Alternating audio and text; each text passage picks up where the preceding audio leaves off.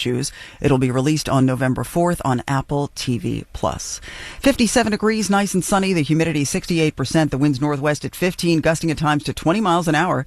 57 going up to a mostly sunny, breezy 65 in Central Park. The following is a test of the emergency alert system.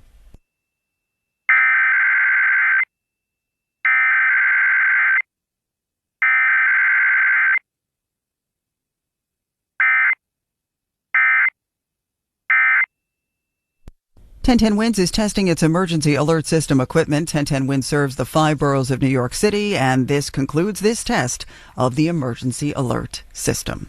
Winds News Time 9:56. Now Bloomberg Money Watch on 1010 Winds with Steve Potisk.